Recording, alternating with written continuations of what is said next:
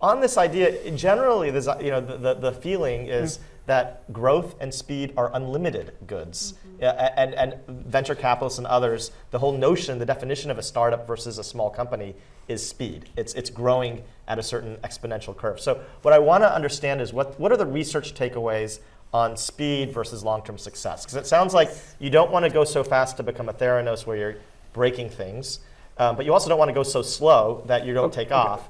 Is there an optimal So growth? the analogy we use, and at 6 o'clock tonight, we have a Wall Street Journal article coming out about when to go slow. Literally, 6 o'clock it's dropping.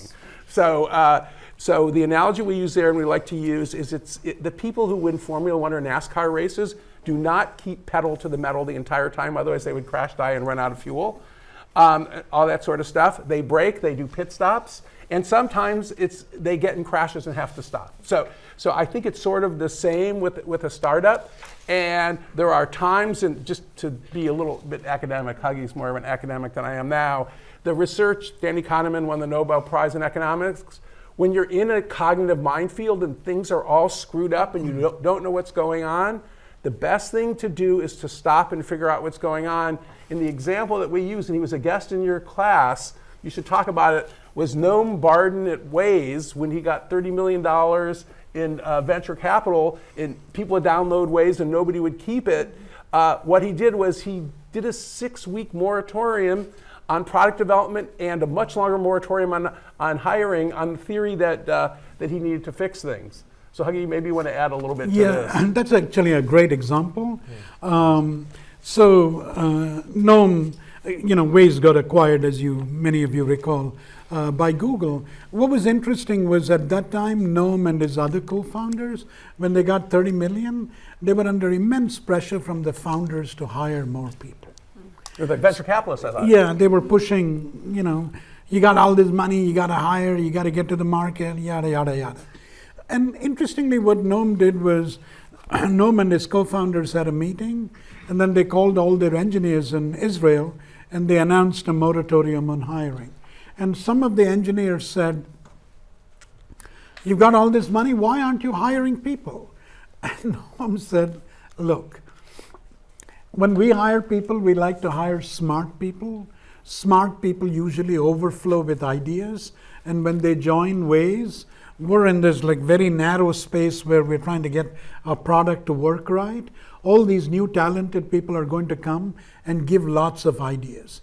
If I hire 400 people, I've got to say no 400 times. And I really don't think we need to do that. The other interesting thing that he said was, we're hiring smart people. Smart people also, in Noam's reasoning, tend to be overconfident. They think they can do the job on day one, but we know it takes 2 weeks for them to even get up to speed. And so he asked all of his employees, if it takes 2 weeks or 3 weeks, and that's actually a median estimate, if you will, for them to get ready, he looked at me and he said, who am I going to spend most of my time on? All the non-performing new people or the high performers who currently exist? He said, I don't want to allocate my time dealing with a bunch of non-performers for 2-3 weeks. Let's actually stagger the hiring and not get people in big chunks. So I want to bring this into the current AI, since we know that the money is just dumping. Yes. It's just amazing. So I have a friend, I will not name her. She has been CHRO of so many Silicon Valley companies, it's crazy, and she actually is taking a break from her last one because her CEO, of course, wanted her to hire and hire and hire and hire at the start of the pandemic, which she did, which is a lot of work. And then they decided a few months ago they had 30% too many employees, profitable company, so she had to lay them all off, the 30%. Okay. And so now she's on the bench, but she's interviewing for AI jobs. And she said they've got all this money and they want me to hire and hire and hire and hire and hire, even though they don't even need the people and they don't even know what to do with them. So I think that's an argument against just unfettered, yes. Hiring people as a substitute for thinking, I would call that. I understand that. Can I just extend one remark very quickly on speed? What our research shows is speed is one side of the coin, Ravi. The other side of the coin is time poverty.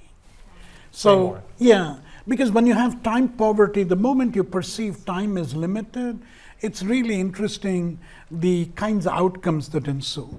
We asked one of the graduate students, PhD students at GSB, hey, take a look at all the Bay Area startups, scrape all their public filings, mission statement, visions, anything they've communicated to the public, use a large language model, and actually calculate the linguistic emphasis on speed.